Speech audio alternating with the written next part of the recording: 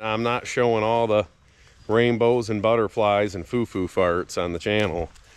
I'm trying to show you all of it, and you know, I'm man enough to admit when I make a mistake, and you know, there's no doubt I made a mistake. It's a lesson that I am going to learn one time, hopefully. You know, I'm new to this non-selective grazing. Okay, I ain't been at this. Although I've been grazing, moving my cattle every 12 hours for, you know, 5 years or going on 6 years now, the non-selective grazing is new to me. Peace and joy, guys. Welcome back to another video, Drumheller Farms. And hey, you can see from the title of this video, I've made a disastrous mistake with my non-selective grazing. Guys, we've been having crazy rainstorms that have been popping up out of the middle of nowhere. 2 weeks ago, we got 3.5 inch pop-up shower. I didn't even know that existed. And it also happened in the middle of the night.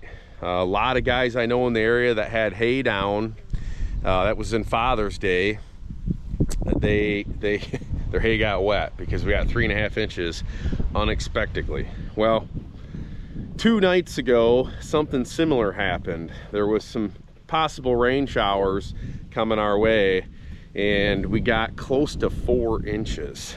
I came out here in the morning to move the cattle. I noticed a little bit of standing water in this field. I should have done something other than just move them to the remaining cell in this paddock, because what I came back to later on that day is a mess. I am pretty well disgusted with this. I made a huge mistake, and you know, it's a learning mistake, because you know, being somewhat new to this non-selective grazing, it's one thing that I hasn't took into consideration, that when we get that much kind of rain, these animals are packed in here pretty tight. And so what do you need to do? Well, what I should have done that day is I probably should have put up another fence that morning, opened up another section to them, and it would have prevented this from happening. One thing I will say though, it was a quick fix, because I quickly adjusted my paddock sizes the very next day. You know, things were still wet. Things are still wet. You know, we're 2 days from having that 3.5, about 3 3/4 of an inch of rainfall all in one night. And what I've decided to do is yesterday's paddock, last night's paddock, I made it bigger. I gave them this section a little bit later in the morning, which they could still hit some of that. But when I came out here to move them, I wanted to see how this ground was doing, because there is some still saturation here in this ground, which you can see I fenced them out of a pond there. That's kind of why this area is turned out like that, is because it's extremely wet through here. On a normal day, it's really not that wet until you get to the edge of the pond, which is why I fenced them out of it. It's kind of weird to look at, because paddocks on both sides of it is completely fine. It's just this strip right down here through the middle that is just pugged. But when I came out here, there was something else that's really been on my mind a lot, and that's their manure pats. I've been watching them very, very, very carefully. And, you know, as luck would have it, Josh Teague from Running T Farms had posted a video talking about his manure pats. And some of the same things he was saying in his video is the same things I was seeing in my cattle. I'm trying to get through this field. The next field they're going to go into is really, really good. And then we've got a pretty big section of stuff similar to what we're grazing right now. So it'll be nice. They're going to have a nice little break of some really, really good forage before they go back onto something that they got right now, which is mediocre. A lot of it has turned to straw, But you know, when you get down inside here, there's a ton of leaf, there's a ton of clover. It's not bad forage by any means. I mean, you know, you can see that there's lots of clover and a lot of leaf down in there. And so I've been watching their manure pats really closely, and I've noticed some stacking up. And every time I thought about doing something about it, I come out here and I see really good manure pats. But I am seeing some stacking up. And you know, it's manure pats like this that really get me thinking I got to do something of a more selective graze. You know, Josh Teague was talking about these rings in the manure. That's probably the worst one I'm seeing out here, but it's enough to make you start to think you have to change something in your grazing. When you're working in a system like this, you tend to just pace off your paddock and put your fence up and go. But if you do not watch and observe everything, your animal condition, your manure pats, you know, what you've left behind, you're gonna end up getting to a situation where the bull's coming in here in about a week, and you know, you're gonna get some cattle that aren't gonna want to breed back, and that's the last thing you want to do. Here's a really good example of two manure pats. One that's just about perfect. You can see it's got a little dimple in it. It's about pretty darn close to being one of the most perfect manure pats. I would say best case scenario manure pat for what we're grazing. And then right next to it, you got something that's stacked up about 3.5 inches. So what that's telling me is there is some animals that are performing really well on this, and then there's some animals that are performing not very well at all. And so what I've decided to do, since I was out here checking on this mess that I got, making sure that they're not doing the same thing to this paddock as they did to that, and it's noon, so that's why I come out here. I normally come out here in the morning and then in the afternoon, but today's Sunday, so got the day off. I decided to come out here and just check on them, you know, late morning. And what I decided to do was open up a small cell right here for them. And even though there's still some forage in the back of that paddock, they were really struggling to get it all. And I very seldomly come out here and have my animals holler at me that they're hungry. And when I came out here this afternoon, you know, essentially that's what they were doing, is they were talking to me, telling me, hey, we're hungry, we're sick of fighting for this forage back here in this paddock. So what I did was I opened up this cell here that's got some beautiful grass in it. You can see it's really green, not very much of that brown tall gone to seed grass that you see in a lot of other areas. It's got a lot of good green forage in it, and I'm going to let them eat this right down till this afternoon's move. And I already set up for this afternoon while I was out here, so I can simply let a fence open. And I've kind of got fences strung all over the place because this is just a small little temporary paddock. But what I think that's going to do is it's going to help these cattle not have to work quite as hard, get some really good green leafy material in them, and give them a break from having to really graze hard on that forage that they've been having to do now for the last about 12 days. And we got just a couple days left in this paddock. The bulls are coming in at the end of this coming week. Look at this. This is a brand new cow this year. She's got her first. She'd be a 3-year-old this year, and barely any flies on her. She's a little hairy still. That came out of a cow that we got from Judy. Man, I love I wish every single one of my cattle looked just like that one right there. I wish I had 100 of them.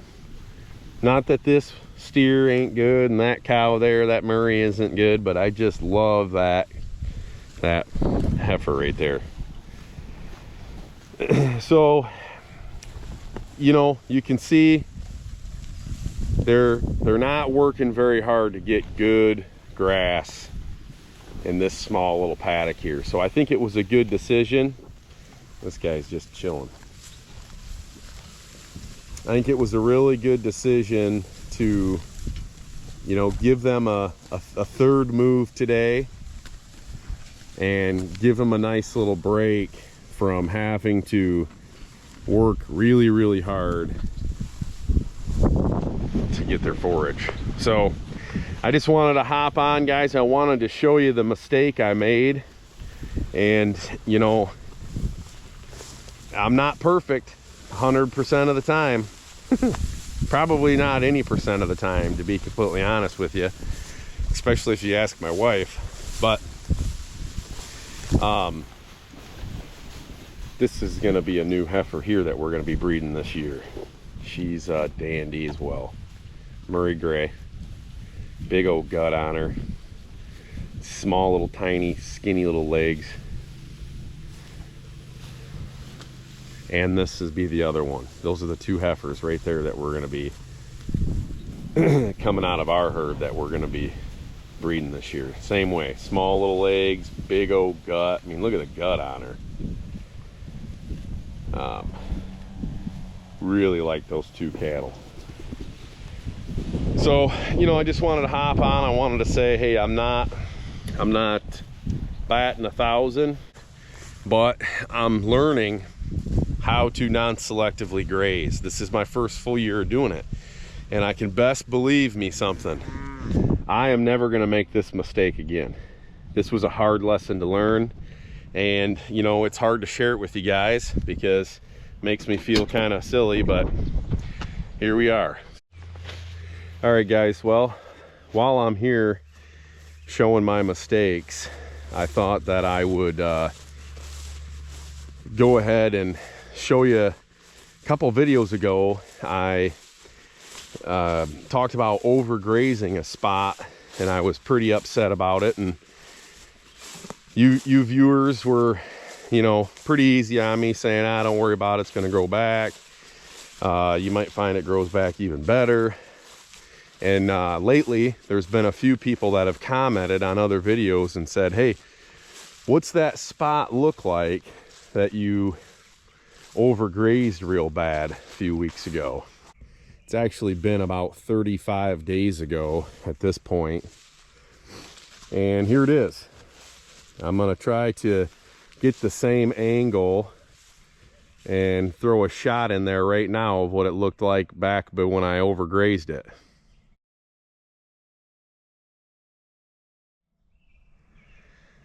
And here's what it looks like 35 days later. So, and here's where we went pretty easy on everything. Crazy enough, there's not a huge difference. I mean, there's definitely more grass and more consistently long grass over there, but this is where I made my mistake. And honestly, you can't really tell a line of difference between my mistake and where we corrected ourselves. I think that line came through right about there. You can just kind of, you probably can't even pick it up on video, but I can say you guys were right. This grass is pretty much fully recovered here.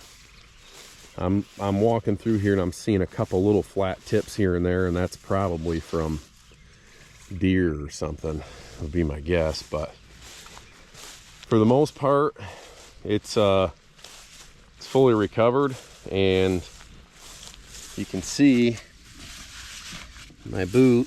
I mean, we're up past my boot there, and that's beautiful. No stem, 100% leaf.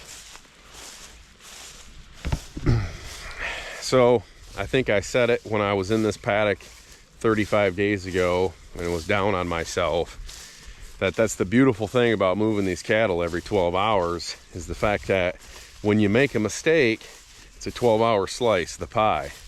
It's not the whole farm, it's not the whole field, it's just a 12-hour spot. And I know I beat that thing up pretty hard back there with that rain that we got on our other farm, but you know, I'm pretty well convinced it's gonna grow back like this. Here's even a longer spot. This is up past my knee. Couple nice area there with some longer spots. So anyhow, had a few ask, what's the paddock look like? Well, you can see it's fully recovered 35 days later. I wouldn't want to bring the cattle in here right now. I'd like to see this get a little more growth on it, but it's very, very good grass.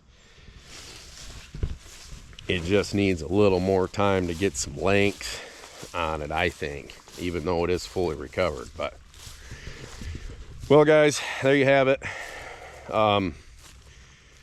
It's proven that I'm not showing all the rainbows and butterflies and foo-foo farts on the channel. I'm trying to show you all of it, and you know, I'm man enough to admit when I make a mistake, and you know, there's no doubt I made a mistake, but it was a learning lesson. And it was the fact that, you know, I'm new to this non-selective grazing. Okay, I ain't been at this, although I've been grazing, moving my cattle every 12 hours for you know, 5 years or going on 6 years now. The non-selective grazing is new to me, and it's a lesson that I am going to learn one time, hopefully, that you put them in that tight and you get 3.5 inches of rain, especially in that area. I mean, if I was on this field where I got this hill up here, I'd probably be all right, but you know what? They'd probably be at the bottom of the hill and they'd beat that all to heck. So what I got to do is I got to be a little more conscious of how much rain we're going to get, what the weather looks like. When we know there's rain coming, you know, let's see what they're predicting we're going to get. Now, these couple last rains, that wouldn't help me, but even though, at least I would feel better knowing I did my due diligence to give them a bigger paddock or something to prevent what happened at the other farm ever happen again. So I appreciate you guys watching the video. Hey, go ahead and hit that like button. That really helps me show up on other people's channels and pages so that other people can see the videos. If you like what you see, hit that subscribe button. Stick around for a while. I'd love to have you. And I appreciate you watching again. God bless.